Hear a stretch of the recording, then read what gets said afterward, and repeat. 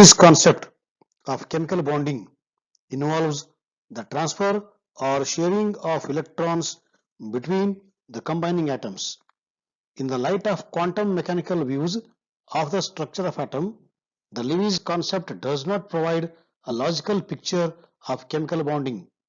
Moreover, this concept does not provide a satisfactory explanation to the nature of forces which bind the combining atoms when they share electrons.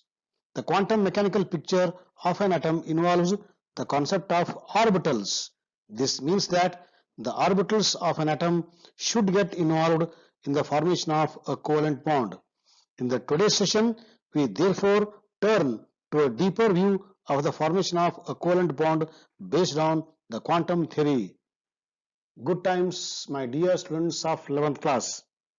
With this introduction, I welcome you all for the today's session on the most important theory of 11th class, valence bond theory. Because among the 3 to 5 theories of chemical bonding, the two theories are very important. The one is valence bond theory and the other one is molecular orbital theory. So from the exam point of view and from the knowledge point of view, these two theories are very important. So kindly pay attention for the today's session with utmost interest and the attention. So once again, I welcome you all for the today's session on valence bond theory. So let us understand first the introduction part of the valence bond theory. The concept of covalent bond formation, which occurs because of sharing of electrons, does not provide us with any idea about the forces operating between atoms. That means, what kind of forces are operating between the two atoms? Who is responsible? What is the criteria? What is the driving force for the two atoms to combine? And in what way they are combining? With what direction? With what orientation? So all this information is not given by the Lewis concept or the previous theory known as Kozal-Lewis theory. Also, why there is a difference between bond dissociation enthalpies and bond length in different molecules is not explained. Here, nitrogen and the oxygen both are diatomic molecules. Both are molecules of an element. But for nitrogen, bond energy is different, whereas for the oxygen, bond energy is different. Why difference in the bond energy for the same diatomic molecules? Are they sharing in a different way? Are they combining in a different way? So all these ideas are not explained by the Kozal-Lewis theory. Therefore, we need a special theory which can explain all these queries. Here he has taken example of what? Hydrogen and the fluorine. I have taken example just before oxygen and nitrogen. Now with hydrogen and the fluorine, we will understand how and why they differ.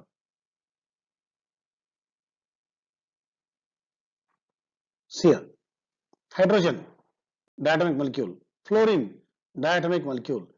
But if you see the bond enthalpy, it is 435.8 kilojoules per mole in the case of hydrogen, whereas in the case of it is just small amount, 150.6 kilojoules per mole.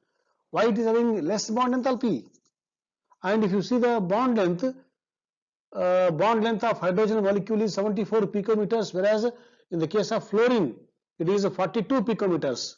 So this difference is explained by this famous theory known as the valence bond theory. So let us begin one by one or little by little. Also, the concept of covalent bonding does not signify anything about the shapes of polyatomic molecules. Though VSC pair theory gives an idea, but Lewis theory is not giving any idea about the shape or the geometry of a molecule. VSC pair theory gives the geometry of simple molecules, but it does not explain them theoretically. So because of these limitations, in the case of Kozal-Lewis theory and in the case of VSC pair theory, we use two important theories based on quantum mechanical principle. I told in my introduction today that in these two theories we are using the quantum mechanical approach, which is the latest approach to explain the properties, and these two theories are, the first one is valence bond theory, in short VBT, and the second one is molecular orbital theory, MOT. First we discuss about the valence bond theory, then we go to the molecular orbital theory. Okay. In the year 1927, Hitler and London came up with the concept of VBT. It was then modified and developed by Linus Pauling and J.C. Slater in 1931. 1931, very latest. Okay, so Linus Pauling was given Nobel Prize for his wonderful work on chemical bonding and electronegativity. So he is the main person who modified and developed this theory, that is valence bond theory. The valence bond theory is based on certain things like electronic configurations of elements, overlap criteria of atomic orbitals, atomic orbital and stability of the molecule. So on all these criteria VBT is based. So one by one you have to understand, then only we will go to the how molecules are formed by VBT. Atoms consisting of unpaired electrons tend to bond with other atoms having unpaired electrons, which makes unpaired electrons to get paired up, and atoms which gets paired achieve stable electronic arrangement that is similar to that of a noble gas configuration. This idea already explained by Kozel-Lewis theory, and by taking the help of octet rule we have done it. But in what way VBT explains, let us see. When two electrons are shared between atoms, it forms a bond, main bond, okay, that is a covalent bond, covalent single bond. The number of bonds formed by an atom is usually the same as the number of unpaired electrons in the ground state, which is the lowest energy state, but the atom can form more bond in some cases, which is because of excitation of atom. That means whenever we excite atoms, atoms go to the higher level, the electrons go to the higher level, okay, there that time they make use of d orbitals, they make use of f orbitals.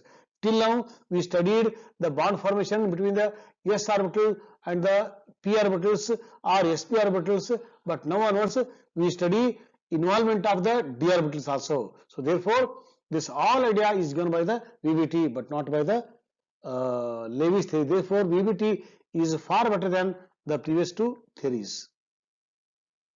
When electrons which were paired in the ground state gets unpaired and jump into empty orbitals, it results in increase in the number of unpaired electrons which participate in forming the bond. So a covalent bond forms because of what? Sharing of electrons. Basic technique is what? Sharing of electrons. But how they share, why they share, how many they share, with what angle they share, that is explained by the VBT. But whether it is Kozel-Lewis theory, whether it is VSE pair theory, or what we are discussing today, VBT, all theories will follow strictly the important principle known as the Pauli exclusion principle. This we have learnt in the chapter 2nd. No two electrons can have the same set of 4 quantum numbers. That means every orbital can take not more than 2 electrons, that too with opposite spin. This is the Pauli's exclusion principle, and in the VBT also molecules has to follow strictly Pauli's exclusion principle. Not only Pauli, it also should follow the Hund's rule of maximum multiplicity. So all the rules of quantum mechanical model are strictly followed by the VBT. So in HF, H has singly occupied s orbital that overlaps with a singly filled 2p orbitals of F. Okay, what is H here? H is 1s1, single electron, unpaired electron in the hydrogen, and in the case of fluorine, fluorine atomic number is 9. It is 1s2, 2s2 and 2p. How much? Atomic number is 9. So 1s2, 2s2, 2p 7. So how to write 2p7? 2px2, 2py2, 2pZ1, one single electron is there. That single electron of the 2p of fluorine will combine, will overlap, okay. So mix, it is called mixing with the single orbital, single electron of the 1s orbital of hydrogen and forms the HF. This is all we today theoretically we discuss by taking example afterwards. Please hold. But in water, the oxygen atom has 2 unpaired electrons in 2p orbitals.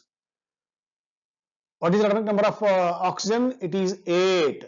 Electronic configuration 1s2, 2s2, 2p4. How to write 2p4? If you keep in mind Hund's rule, first all the 3p orbitals of 2p will occupy single electron, 2px1, 2py1, 2pz1. Then they go for the pairing. So the correct electronic configuration is 2px2, 2py1, 2pz1. That means in the oxygen atom there are 2 unpaired electrons in the 2pz and 2py, and those 2 will combine with what? Hydrogen, where we have 1 unpaired in the 1s orbital. This is the structure of oxygen, okay. Now in ammonia, the central atom is what? Nitrogen. Nitrogen atomic number 7. Okay. So 1s2, 2s2, 2p3. So here all the 3 are singly occupied. All 3 are unpaired. So these 3 unpaired electrons will overlap, will mix with the 3 1s orbital of hydrogen atom, thus going for the NH3. Time being, you take this as a structure of what? Ammonia. Why this structure only? Why this shape only? We will discuss in our subsequent classes. I think today we have studied only the introductory part of the VBT, and in tomorrow's class with examples, with electronic configuration and how they overlap. First, what is meant by overlap? Okay, so all we will study in our next class. So thank you for being with me for the introduction of VBT. Once again, thank you one and all.